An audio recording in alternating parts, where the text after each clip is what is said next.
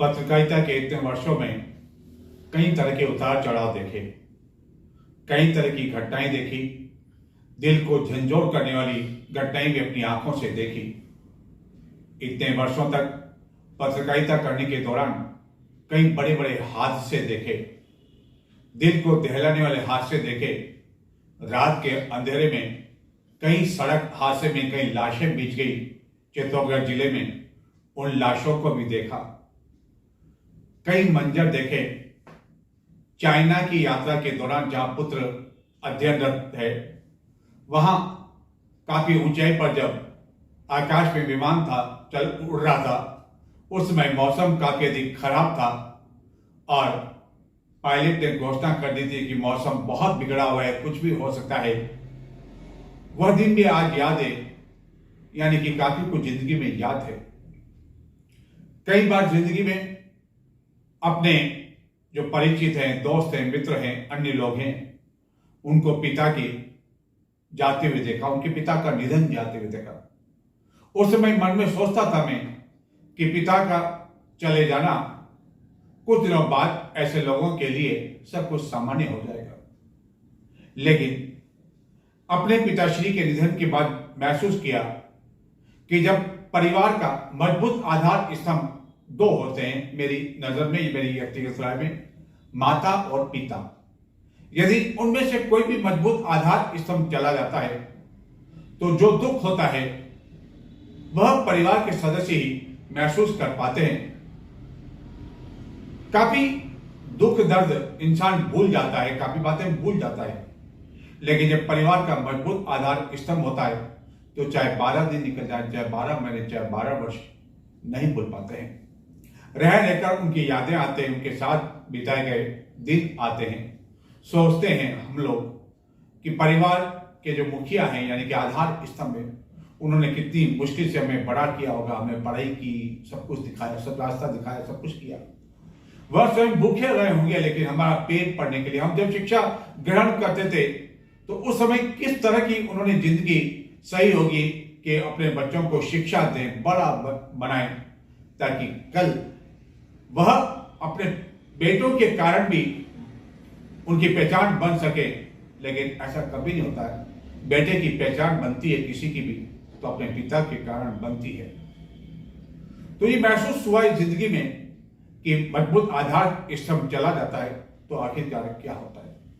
और उसी मजबूत आधार स्तंभ यानी कि मेरे पिताश्री न जाने कितने पदों पर राजस्थान में रहे और न जाने अंग्रेजी की पुस्तक लिखी, और किसी भी विषय में, चाहे अंग्रेजी का विषय, चित्तौड़गढ़ के अधिकांश लोग जानते हैं कि अंग्रेजी भाषा पर जो उनकी पकड़ थी, अंग्रेजी के बड़े बड़े ज्ञाता, पीएचडी करने वाले कई लोग उनके पास आते थे, मार्गदर्शन करने के लिए आते थे।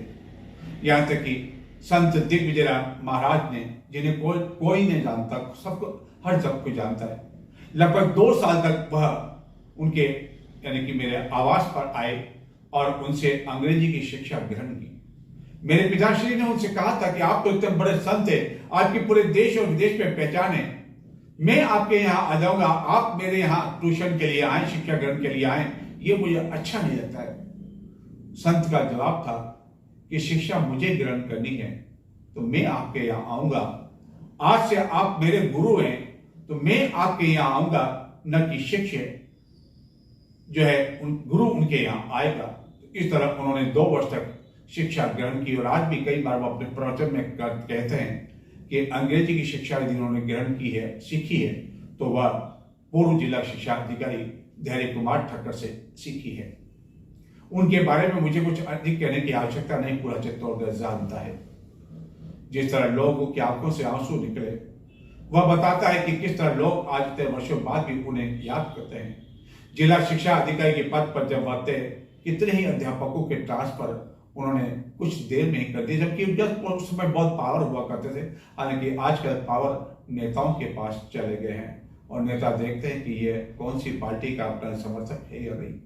चित्तौड़गढ़ के हायर सेकेंडरी स्कूल में पोर्च में जब वह खड़ा हुआ करते थे, जब वह प्रधानाचार्य के पद पर खड़ा हुआ करते थे, कोई छात्र कमरे से बाहर निकल जाता था तो उनकी एक आवाज सुनकर सभी छात्र कमरे के अंदर चले जाते थे। बहुत कुछ है कहने को, शायद पूरी रात ही बीत जाए। कुछ स्मृतियां हैं उनके जीवन की, कुछ यादें हैं उनकी जिंदगी की, और इसी निधन के कारण चित्तौदर्शन का प्रसारण भी कुछ दिनों से बंद रहा। और आज इन स्मृतियों के साथ, यानी कि आज 12 दिन उनकी स्वर्गवास के पूरे होने जा रहे हैं, और इन 12 दिनों के बाद कुछ स्मृतियां, मधुर स्मृतियां उनके जीवन की, हालांकि कुछ मिनट में नहीं आंकी जा सकती है, तो लेकिन कुछ ऐसी यादें हैं जो कि मैं पहुंचाने की कोशिश कर रहा हूं मेरे अपने लोगों तक और उन लोगों तक जो कि उन्हें बहुत भली भांति से जानते हैं। नमस्कार। पूर्व जिला शिक्षा अधिकारी, शिक्षाविद, राजस्थान में विभिन्न स्थानों पर अपनी सेवाएं देने वाले, अंग्रेजी विषय पर मजबूत पकड़ रखने वाले यशस्वी धैर्य कुमार ठक्कर 14 नवंबर 2024 को अपनी मधुर यादों को हम सबसे समाहित कर कर्म इस लौकिक दुनिया से विदा ले ली। आपने अपने पुण्य कर्मों से इस वृक्ष रूपी परिवार एवं समाज को भरपूर सिंचित किया था। आपकी ममता रूपी अमृत वाणी से हर कोई तृप्त होना चाहता था। आपकी परिवार के प्रति निष्ठा अटूट थी, जिससे हर कोई अपने आप को बंधा रखना चाहता था। आपकी मधुर यादें हमारे लिए एक ऐसी यादें हैं जिसे इस युग में तो क्या शायद कभी नहीं भुला पाएंगे। जीवन पथ को हमेशा अवलोकित करती रहेगी। आप हमारे परिवार की आधारशिला थी, जिस पर हमारी गगनचुंबी इमारत खड़ी है। आपका व्यक्तित्व गागर में सागर के समान था। आपके व्यक्तित्व में जो सद्गुण विद्यमान थे, उसका जर्रा जर्रा हमें उत्तरोत्तर प्रगति की दिशा में अग्रसर करता रहेगा। आपके धनी व्यक्तित्व से हम सीख लेकर सफलता की ऊंचाइयों को छूते रहेंगे। हमें पूर्ण विश्वास है कि आप अपनी दुनिया से हमें आशीर्वाद से हमेशा ओत-पोत करते रहेंगे। आप अपने पीछे एक खुशहाल और प्रगतिशील परिवार को छोड़ गए। मनहूस, अभागा, दुर्भाग्यपूर्ण दिन है। आज का हमारे लिए मातम का दिन है। हमारे आज के दिन सब कुछ लूट लिया गया। जब हिंदुस्तान और पाकिस्तान का विभाजन हुआ तो पाकिस्तान वालों ने बताया कि पाकिस्तान मुसलमानों का देश है, मुसलमानों के लिए है और मुसलमानों द्वारा इसको चलाया जाएगा। या तो इस्लाम धर्म अपनाओ या देश छोड़ करके चले जाओ। हमने अपने धर्म की रक्षा के लिए, सनातन धर्म की रक्षा के लिए सब कुछ लुटा करके यहाँ आना अधिक ठीक समझा। और वहाँ जो दंगे हुए थे, जो खून खराबा हुआ, अगर उसका वर्णन करूं तो आपका रूह कांप जाएगा, आप सुन नहीं पाओगे। इतनी सड़कें और गलियां कसाई खाना बन गया था, कत्ले आम हुआ था। और सब हम अपने महल, बाड़ी, बंगले, जमीन जायदाद, बाग बगीचे, खेत, फर्नीचर सब कुछ छोड़ करके खाली हाथ यहाँ आए। और खाली हाथ आकर के हमने कभी भी इतने स्वाभिमानी थे कि हमने किसी के आगे हाथ नहीं फैलाया, किसी से कुछ मांगा नहीं। अपने बल पर और अपने परिश्रम से, मेहनत से और काबिलियत से, योग्यता से पुनः अपने पांव पर खड़े हुए।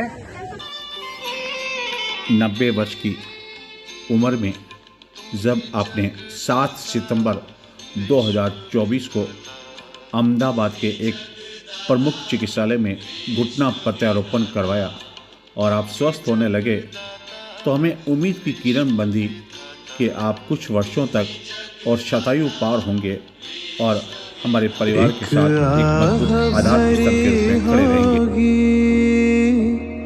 हमने न सुनी होगी, जाते जाते तुमने आवाज तो दी होगी, एक आह भरी होगी हमने न सुनी होगी,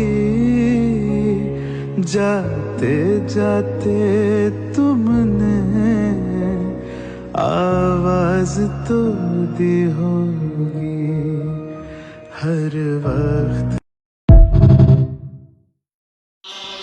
लेकिन ईश्वर के सामने आज तक कभी किसी की चली है क्या? आपका घुटना प्रत्यारोपण होने के बाद आप धीरे धीरे स्वस्थ होने लगे और हमारे मन में खुशियाँ छाने लगी।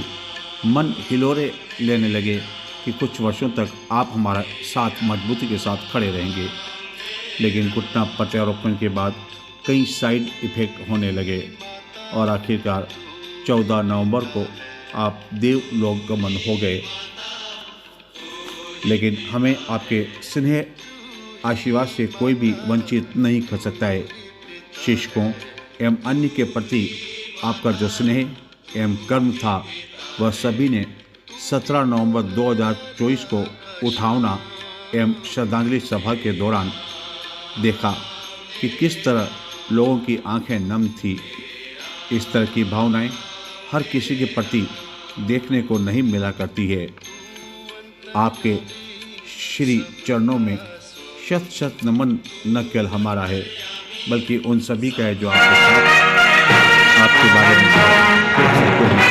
एक सहयोगी भाई, सिंधु पिता, पिता, सबके लिए दादा, एक उदार सामाजिक व्यक्ति के रूप में आपके जीवन मूल्य सदैव अनुकरणीय आज हमारे बीच आप नहीं हैं, लेकिन आपका आशीर्वाद, आपकी छत्र छाया सदैव हमारे साथ रहेगी। हम अत्यंत श्रद्धा से आपका स्मरण हमेशा करते रहेंगे।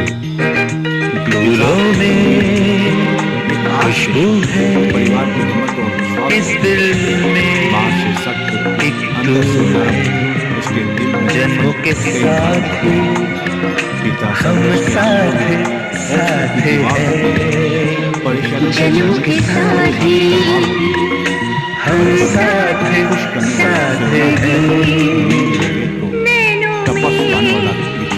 ज्योति है पिता जिम्मेदारी से लगी गाड़ी का सारथी है, सपनों को पूरा करने में लगने वाला जान है। इसी से हम साथ पिता रोटी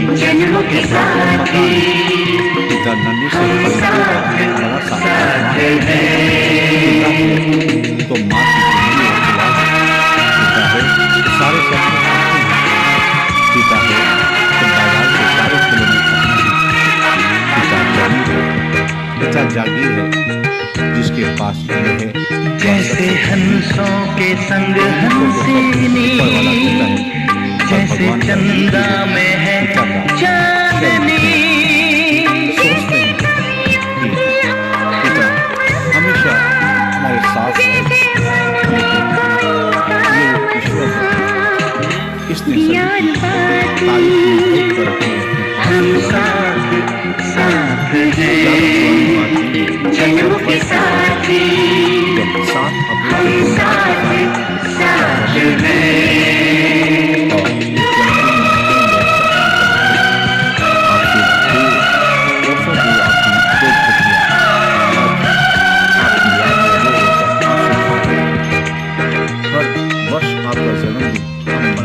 जैसे आँखों में हो शोखियाँ, जैसे होठों पे हो सुर्खियाँ,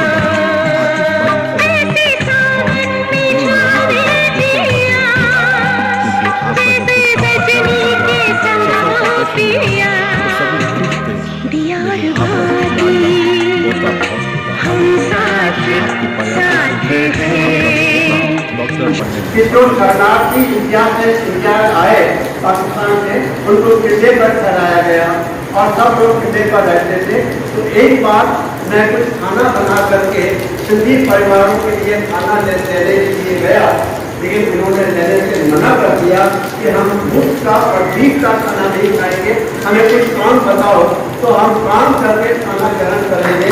तो उनका का काम चल रहा था, तो चौबालाल जी ने उनको मकान का काम दिया। जो जमींदार जिन्होंने कभी गर्म हवा भी नहीं खाई होगी, उन्होंने अपने माथे पर कंधे पर ठंडे पत्थर तोड़कर और मकान का काम करवाया। और वो संघर्ष के दिन देखे, अब मैं उसको बता ही नहीं सकता कि क्या दिन हमने देखे थे। बहुत कम बच्चे होंगे जिनका जन्म सिंध में हुआ हो, बाकी तो अभी अपने पुरुषार्थ से, अपनी मेहनत से और अपने से अब अपने पाँव पर खड़े होने के लायक हुए हैं। लेकिन सबसे बड़ी बात जो हमने खोई है कि अपनी सिंधियत खो दी है और हमने अपनी कौमी खुदकशी कर दी है, अपनी पहचान खो दी है। और हम भी 14 अगस्त को सिंध न भुलाओ के नाम से मनाया करते हैं, याद किया करते हैं, लेकिन धीरे धीरे हम अपनी भाषा भी भूल गए, अपनी पहचान भी भूल गए। बहुत दुख की बात है कि बच्चों को भी सिंधी अब आती भी नहीं है। लिखना पढ़ना तो दूर रहा, लेकिन बोलना और समझना तक नहीं आता है। और धीरे धीरे हमारी सिंधियत खत्म हो गई, लेकिन हम सिंध को कभी नहीं भूल सकते। सिंधु नदी पूरे सिंध से ऊपर से लेकर के नीचे तक बीचों बीच बहती थी और सिंध के किनारे पर बहुत अच्छी खेती हुआ करती थी। जो कहते हैं कि भारत की भूमि सोना उगलती है, वो सिंध की भूमि है जो सोना उगलती है।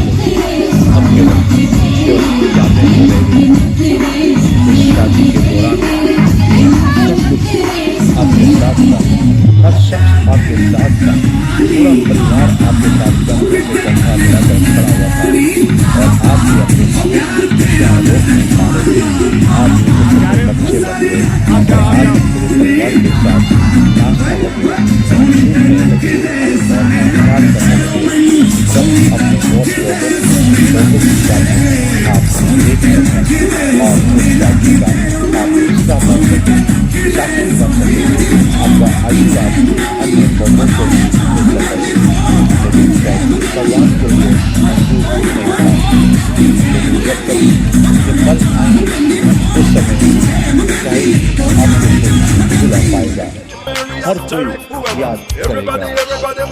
याद आता है आपका हर जन्मदिन इस तरह खुशियों के साथ मनाया करते थे, क्योंकि आप हमारे लिए 90 वर्ष के नहीं थे। बिल्कुल आप हमारे लिए एक युवा सदस्य की तरह, एक मजबूत स्तंभ की तरह थे। और हम नहीं सोचा करते थे कि हर साल आपका जन्मदिन मनाएं। खुशियों के साथ हम आपके साथ शामिल हैं। क्या छोटी बच्चियाँ, क्या आपकी पुत्रवधू, क्या आपके पड़ोसी, क्या आपके सहपाठी, दोस्त, हर कोई इस खुशियों में शामिल हुआ करता था। लेकिन हमारा वो सपना अधूरा रह गया कि हम 2025 में जब आपका जन्मदिन 7 अप्रैल को पूरे धूमधाम के साथ मनाना चाहते थे। बाकी कुछ मन में अरमान थे, कुछ सपने थे, लेकिन सभी सपने कभी पूरे होते हैं क्या? हेलो अम्मू, तुम अकेली नहीं जा रही हो। हमारी दुआएं आपके साथ साथ पीछे पीछे चल रही हैं। और हमारा इष्ट देव भगवान राम, वो भी आपके साथ आगे पीछे पीछे चल रहा है। जहां तुम जाओगी तेरे पीछे पीछे चलता रहेगा। जब तू सोएगी तब तेरी सुरक्षा के लिए तेरे पास बैठे रहेंगे। और आप हमेशा ये ध्यान रखना कि आप हमारी दुआएं, हमारी प्रार्थनाएं आपके साथ में हैं, आपके साथ में रहेगी। पुनः जल्दी मिलने की आशा में, पुनः जल्दी आना। और हम आंखें आपके देखने के लिए तरसती रहेंगी, दिल तड़पता रहेगा, परंतु आपकी कामयाबी के लिए हम आपको जुदा कर रहे हैं। और खुश रहो बेटा, याद करती रहना। हमारी खुशी का उस समय ठिकाना नहीं रहा जबकि घुटना प्रत्यारोपण होने के बाद आपने वॉकर तक छोड़ दिया। एक दिन भी आपने वॉकर नहीं चलाया क्योंकि आपको विश्वास था अपने आप पर, क्योंकि आप शुरू से ही काफी अधिक आत्मविश्वास से परिपूर्ण रहे हैं और केवल स्टिक के सहारे आप चलने लगे। सब कुछ सामान्य होने लगा, लेकिन नयन में हम अब केवल आपको नमन कर रहे हैं। पिता के बिना एक बच्चे के लिए अपने जीवन की कल्पना करना बेहद मुश्किल काम होता है, क्योंकि बाहर से तड़पना पड़े याद में जिंदगी रोक लो रूठ कर उनको जाने ना दो बाद में प्यार के चाहे भेजो हजारों सलाम जब इस उम्र में भी आपका जन्म वो फिर नहीं आते वो फिर नहीं आते हमारे दर्द को बांटने वाले आप हमारे लिए सब कुछ सब कुछ सब कुछ। जब आपने अंतिम सांस ली लोगों की आंखें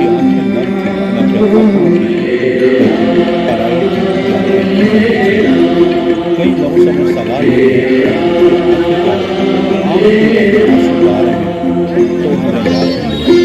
आपकी शिक्षा काल के वो समय जब आप जिला शिक्षा अधिकारी के पद पर और अन्य स्थानों पर आप हासिल करें, आपके पास कोई भी काम नहीं आता था तो आप बिना कोई उस काम को पूरा करें। आज का समय कि ज्ञान कर्मचारी को चक्कर लगाने के मजबूत करते कई तरह के बहाने बनाते कोई भी आपके पास आया तो कभी भी आपके कारण से बेरंग होकर नहीं होगा।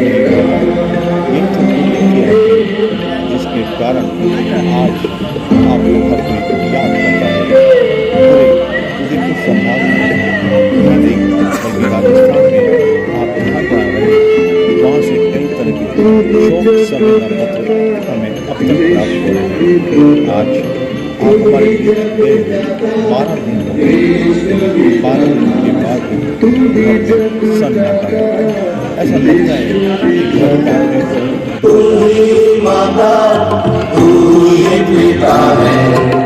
ही तो है राधा का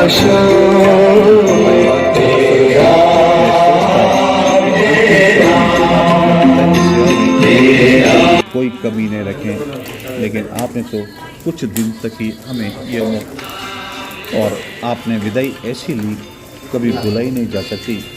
परिवार दूसरे समाज के लिए अपूर्ण शक्ति है। मृत्यु सत्य और शरीर नश्वर है, ये जानते हुए भी अपनों के जाने का दुख होता है।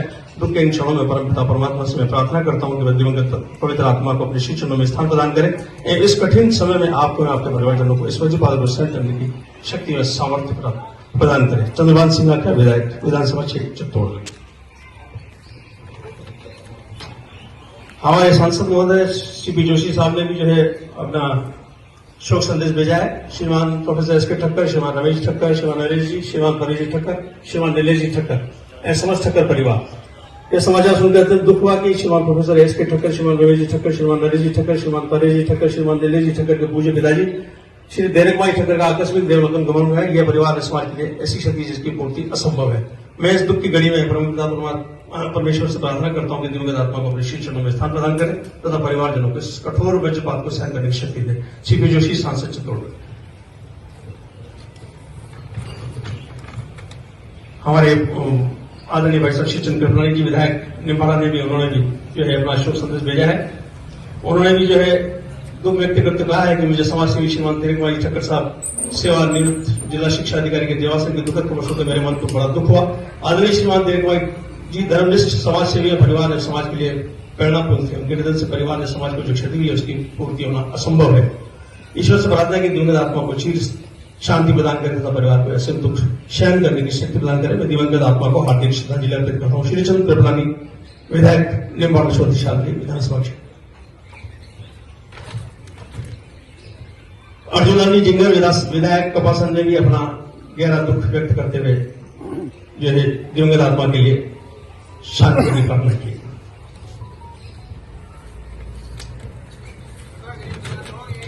भारतीय पत्रकार संघ ने भी जो है अपना शोक संदेश भेजा है और उन्होंने भी अपना दुख व्यक्त करते हुए उन्हें ईश्वर से जो है दिवंगत आत्मा के लिए शांति मांगी है। और अमित दशोरा, पीयूष मुंदड़ा, विनय शर्मा और संजय लिखाबिया आप सभी पदाधिकारी।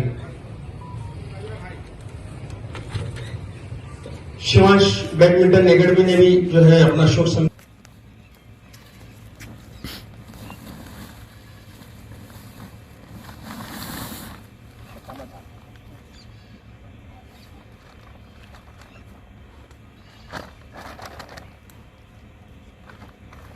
शंभुभाय च मयोभवाय च नमः महेश्वराय च शिवतराय च नमः। ओम त्र्यंबकं यजामहे सुगंधिं पुष्टिवर्धनम् उर्वारुकवंदनातं मृत्योर्मोक्षमामृतातं। ओम रुद्राय नमो नमः। और शंकर भगवान की जय। बोल गंगा मैया की जय।